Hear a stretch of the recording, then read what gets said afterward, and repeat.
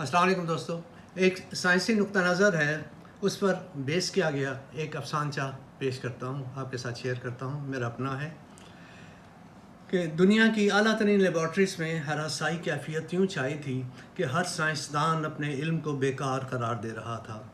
سب مل کر بھی اپنے خوف پر قابو پانے کا کوئی جواز نہ تلاش کر سک رہے تھے۔ ناقابل فہم سگنلز کا ارتعاش زندگی اور موت کا مسئلہ بنا ہوا تھا۔ کبھی عارضی وجود کا خطرہ، کبھی سب تحلیل ہو جانے کا ڈر۔ تمام اسپیس سینٹرز کے ماہرین کی نگاہیں سگنلز کے اسپیشلسٹ پر لگی تھیں، کہیں سے تشفی بھری اطلاع موصول نہ ہو رہی تھی۔ ایسے طلسماتی خواب میں لڑکتے اندازوں کو ایک فوکس مل گیا۔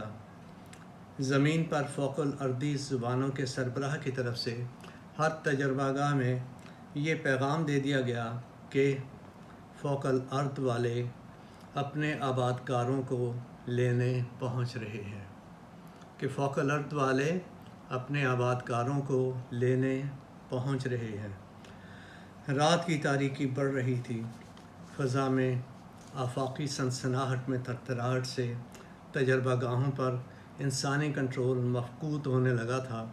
ایک لمحے کے لیے ایسی چمک پیدا ہوئی کہ زمین کی تمام مخلوقات، زمین کی تہوں سمیت، بحر و بر اور گھنے جنگلات سمیت ہر کہیں سے خود عیاں ہو جائیں۔ پھر انسانوں کی بنائی توانائی کے تمام عوامل توانائی سے دستکش ہو کر کسی آخری حکم کا انتظار کرنے لگے۔ چند سیکنڈ کی یہ روشنی ایک سیاہ تاریک ہالے کی صورت زمین کے چاروں طرف چھا گئی۔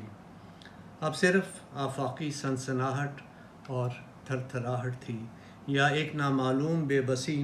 چند ہی سیکنڈ کے اس عمل میں کلاک آہستہ آہستہ اس تھرتھراہٹ اور سنسناہٹ سے آزاد ہونے لگا، اور پھر زمین کا ماحول بظاہر معمول پر آ گیا۔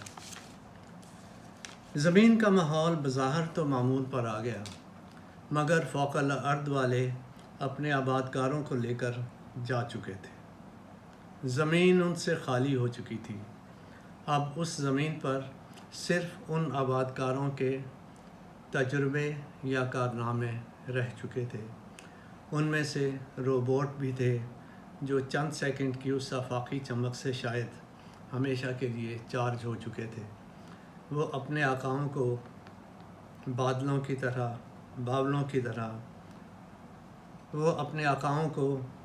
کی طرح تلاش کر رہے تھے۔ شکریہ۔